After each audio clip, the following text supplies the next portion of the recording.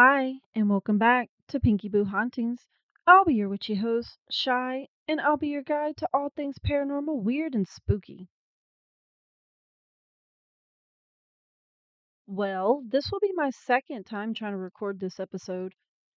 I don't know what happened, but my computer freaked out on me last time, and I think I lost quite a bit of it. So I figured, why not just start over? It would be way easier at this point. I guess that means I'm a real paranormal podcast now, huh? Getting my files corrupted like that?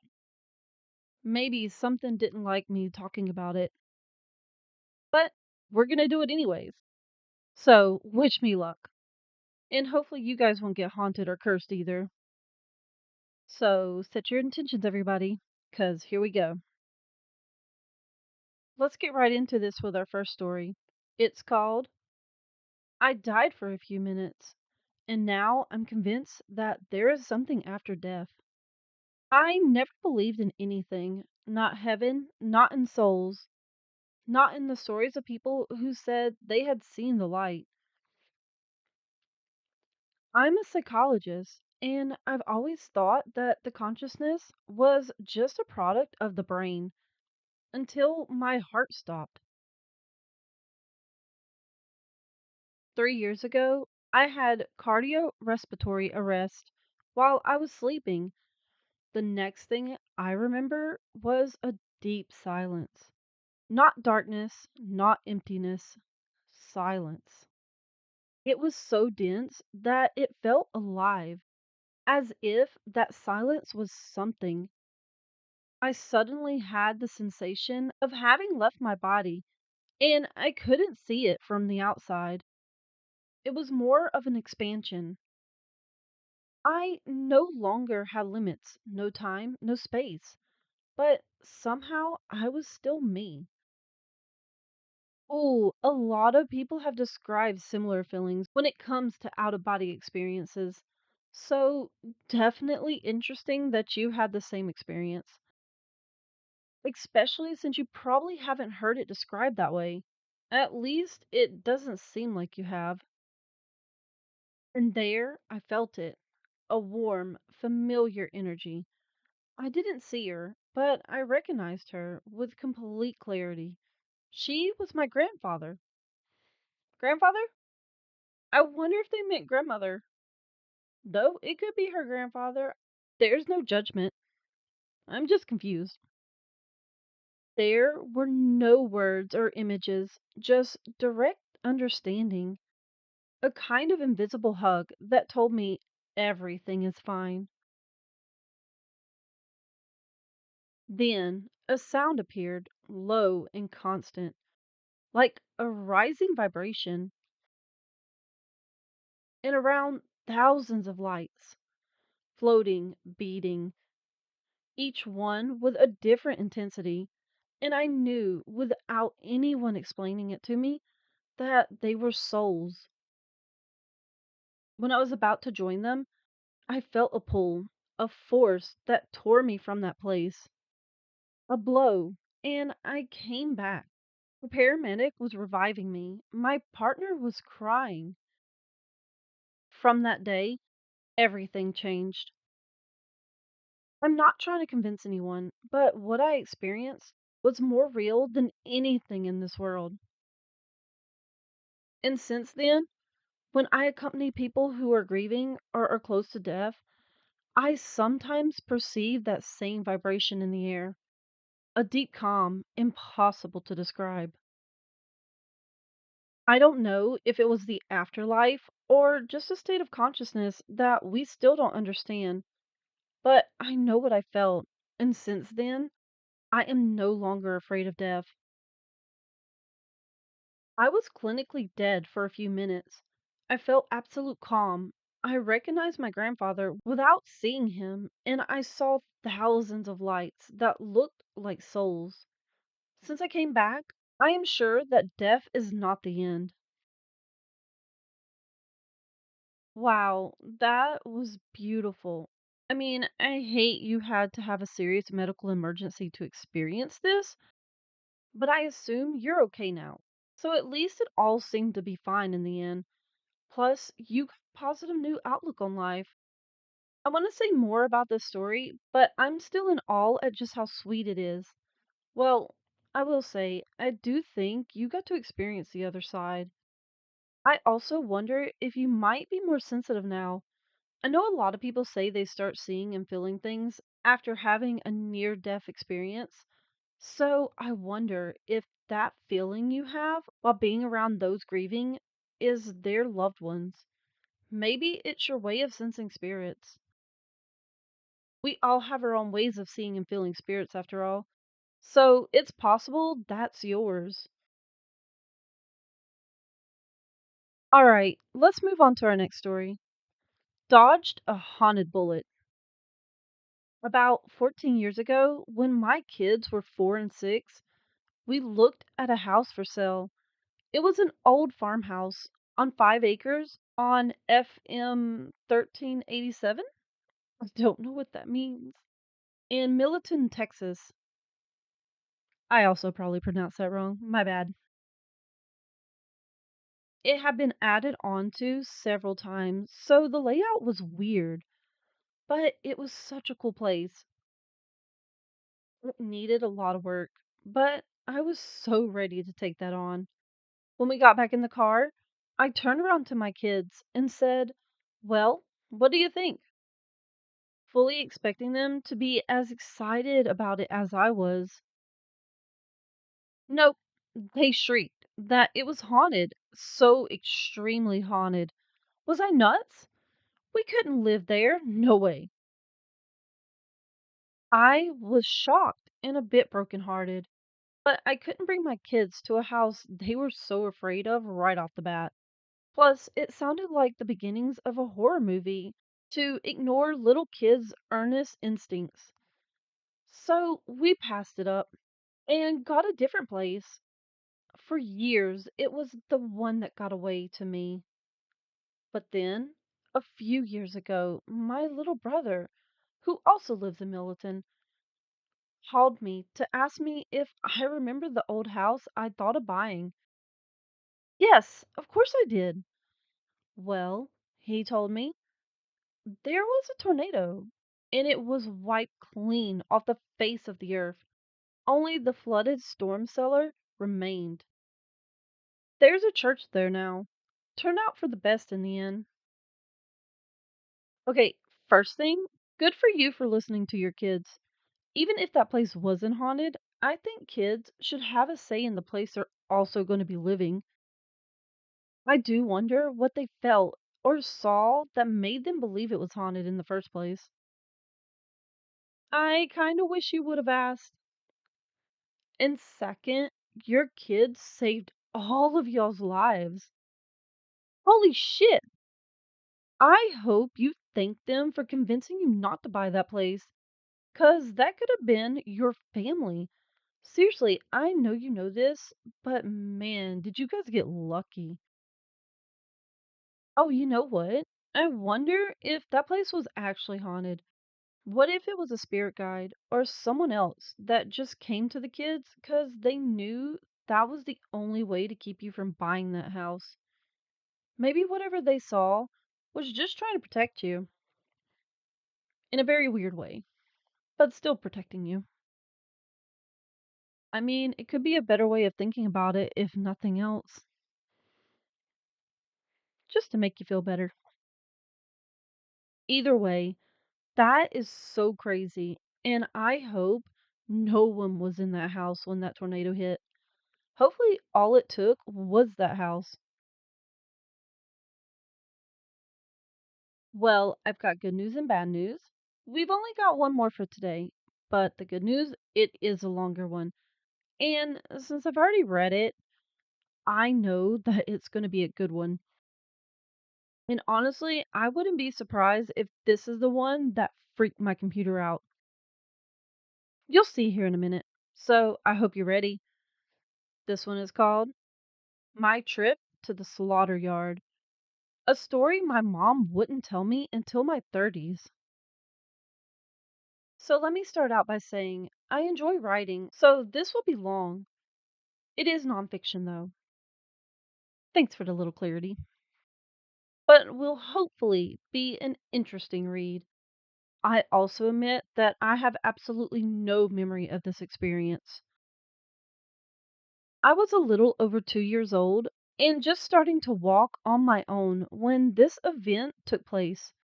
My mom told me this story around 3 years ago when I was 32 and about to get married. You just know this was a wild story for her to wait 30 years to tell you. Also, I think it's a weird time to tell you a ghost experience, like right before you're getting married. Maybe it wouldn't be weird if you were into that kind of stuff, but this seems to be unprovoked. So why bring it up right before you're getting married? My mother was raised in a very tiny fundamentalist Christian community and had no belief in the paranormal. She believed that our souls sleep until Judgment Day or something like that. Ergo, there are no ghosts or spirits to haunt houses. I guess of the things I've heard, this is not as bad as what I usually hear, which is that I'm not seeing spirits, I'm seeing demons, and they're just tricking me. Because all of the spirits I've seen can't be there, because they're in heaven, which, sure, Jan, not like they can travel or anything to come and visit. By their logic, I guess they would be trapped in heaven, which doesn't sound like paradise to me. Because if it was me, I would still be thinking about those I left behind and be wanting to check in on them once in a while. But I'm not selfish like that, I guess. Sorry, I didn't mean to go on that rant. It just made me think of that, and it always annoys me. I'm used to being shut down for believing in the paranormal, but something about telling me ghosts aren't real and that they're all just demons, it has just always sounded so stupid to me. Like, damn, do you think once the spirit gets to heaven, they just don't care about you anymore? I don't know. Maybe it also gets to me because I only started hearing that kind of shit after my dad died, and I told people he came to visit sometimes. Maybe don't tell the grieving child the spirit visiting her couldn't be her dad and has to be a demon tricking her. The fuck? Right, sorry. I'm done. Let's get to the story. I just had to get that off my chest. I'm sure some of you understand. Even over 30 years, she still sounded terrified as she told me this. This woman, who was always talking way too loud, was literally whispering by the end of it, and she was white as a sheet. I believed her completely and still do. My mom never talks about stuff like this. I'm just glad I can't remember it too. In 1988, my parents had their second child. This was my brother Victor. We were very crowded in our rented flat with two babies. My parents decided to move to an old 2-story farmhouse on a 7-acre plot in southern Ohio for more room for the family. It was way out in the sticks and took almost an hour to get to town from there. My mom said the first time I saw the house, I freaked out. I still love that I picked out 2 stories back to back with a farmhouse that the kids are scared of. I don't know how I did that. I swear it was an accident, but I find it funny. Luckily, this one doesn't end up with the house being wiped out by a tornado. So there's something.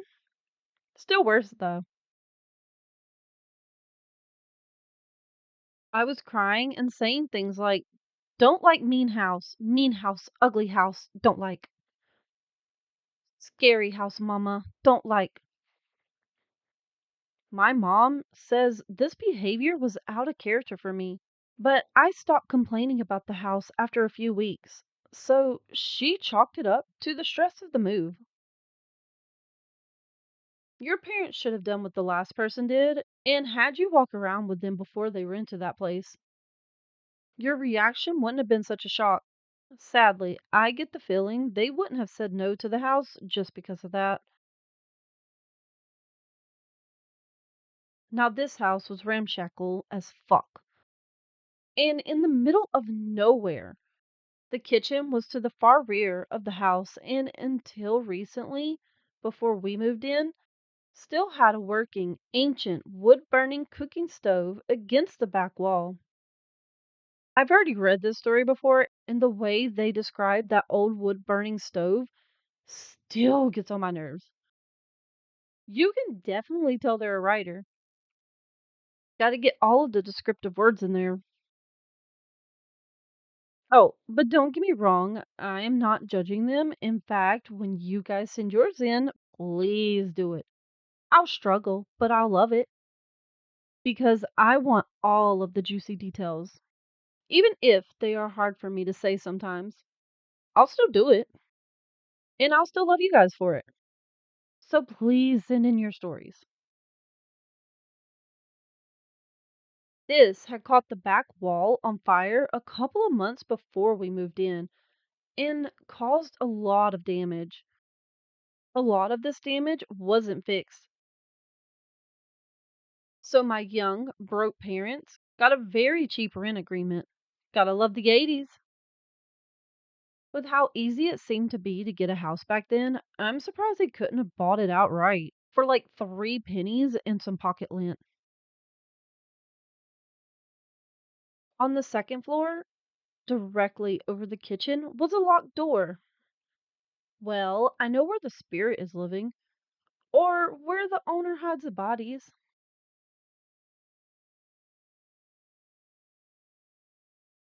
The landlord claimed it had heavy fire damage.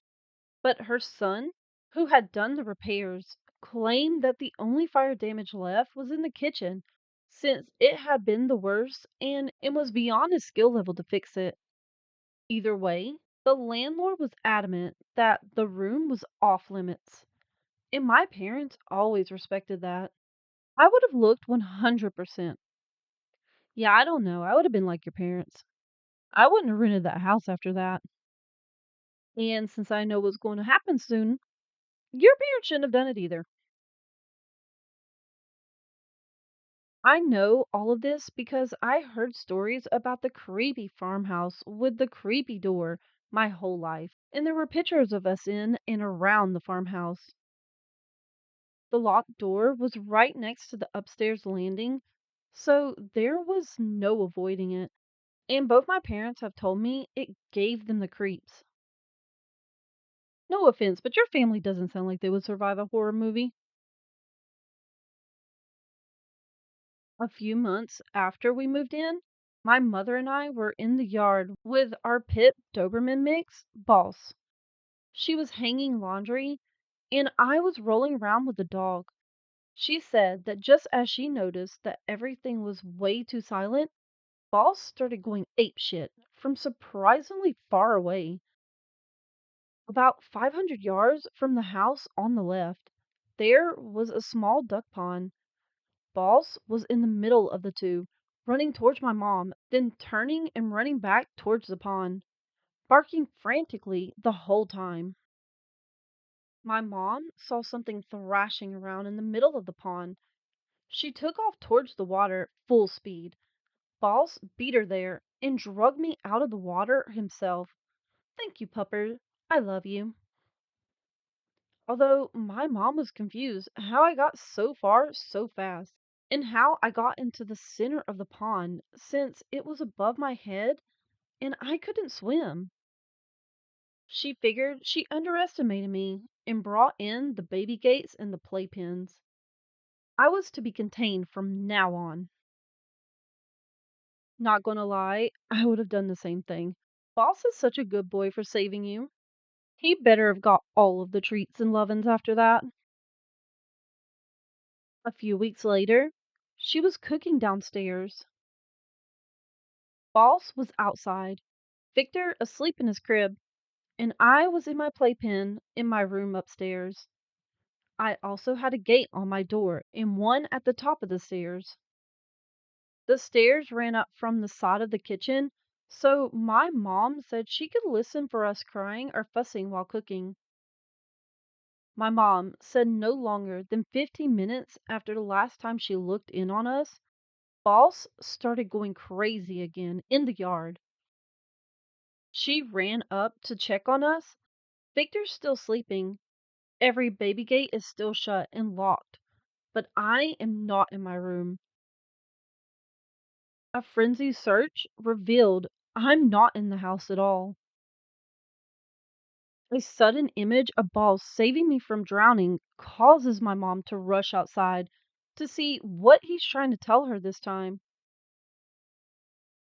She said he was running circles in the yard, barking uncontrollably. When she got outside, he looked off towards the right, away from the pond. He would run ahead, turn around, and bark at my mom, wait for her to catch up a little before racing off again. He ended up leading her almost a mile and a half out into the dirt road that separated our property from our neighbors. He led her to a thick stand of trees on our neighbor's side of the rocky drive. She said what hit her first was the foul stench of advanced decay. She plowed into the trees with her heart in her throat and her stomach full of ice. She said she noticed many piles of corrugated tin, traps, tires, and other debris. The miasma was emitting most strongly from these junkyard cairns. Peeking under a sheet of tin, she discovered the extremely decomposed corpse of a butchered cow. As she headed deeper into the thicket, where the tree cover was denser, she said less care was taken to cover the remains. Grisly pieces of bones and rotted chunks of bovine littered the area. Apparently, our neighbor, in an effort to cheat his taxes, had been illegally slaughtering cattle and hiding the remains in at least one of the few thick standings of trees around. I still don't know how hiding the dead cows was going to help him cheat his taxes. I just don't get that. She found me in the dead center of this thicket, just standing there looking around like I was confused, surrounded by carnage. She said I didn't seem scared or anything, just standing. She rushed over to me and, after assessing that I wasn't injured, began questioning me on why I was there, how I got there, etc. Keep in mind that although my mom said I started speaking very young, I still didn't have much of a vocabulary. She said I told her, with that serious look only small children can give, that the children brought me here. Shatting her pants at the thought that anyone, even children, could walk right past her through the kitchen, get me from upstairs, and walk right back past her on the way down the stairs and out with me, she demanded to know what children and where the hell they were. I looked at her dead serious and told her the ones that live with us in the room at the top of the stairs, and that I didn't see them anymore. After a moment of stunned silence, she started asking all kinds of questions about these children. However, she told me that I refused to say anything else. She said as long as she questioned me about what happened, I would just stand there staring at her with a serious expression and my mouth closed. She said this same pattern held true every other time she brought it up to me. So she was always left wondering and immediately began hounding my dad about moving closer to town. I still would have moved in. That lady would have had me at that door, and how I'm not allowed to go in that room. I don't care what's in there. I'm not living with it. while the incident with me getting in the pond was highly unlikely. It was at least remotely possible. My mom is adamant that me being in the hidden slaughter yard that day was flat impossible. She says there is no way I could have even known that it was there, much less have the ability to open and relock the baby gates, get downstairs past her, and end up almost 2 miles down the road and in this place in under 15 minutes. I was only 2 and as slow and clumsy as most toddlers. As I said, she is still shaken by it after 30 years. Personally, I have no idea what happened that day. I've thought about hypnosis, but I haven't decided I really want to remember. Maybe it's better to let it be a mystery, because whatever the fuck those things were, I really don't think they were children. Your poor mother. I don't know how she didn't tell your dad you all were moving out that day. Like, you were in a hotel room that night. Even if you don't believe in the paranormal, how do you go through all of this and see that kind of stuff and not decide we're not living here anymore? Plus, let's not forget about the locked room in that house. I was joking, but is that lady hiding bodies? Yeah, that whole area has bad vibes. And who are the children that supposedly helped you escape from the house and led you into that place? That place of all places? That is weird. I wonder if that's how you ended up in the pond, too. I mean, it probably was, but I am happy you guys got out of there because something was definitely off about that place. Oh, I also forgot that she told you all this right before you got married. I still wonder why she would tell you this story in this moment. Like, nothing about this makes sense, especially right before you're getting married. It's supposed to be a happy time. You don't want to think about weird shit like that. Again, unless you're into that, which I don't think you are. Like, who wants to hear right before they're getting married about how some spirit kids tried to lead them to their own death? Twice. Like, what was your mom thinking? That is an insane story to tell, and I can't imagine how you reacted in that moment.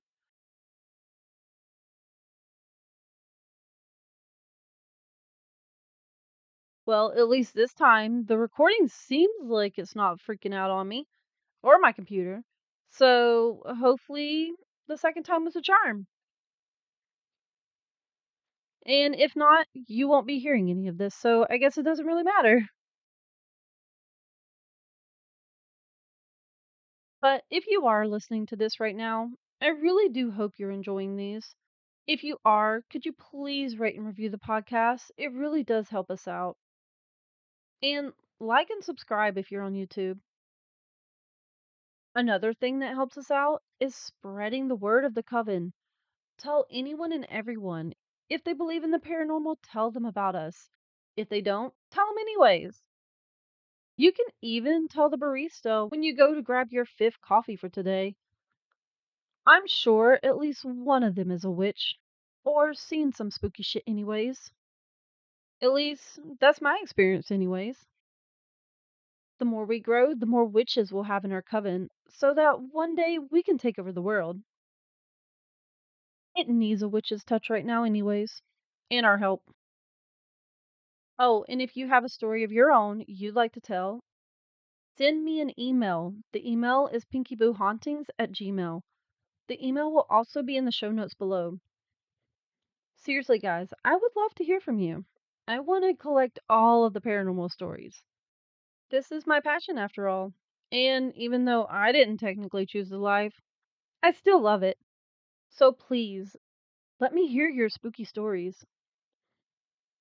But for now, the coven is adjourned. See you next time. Bye.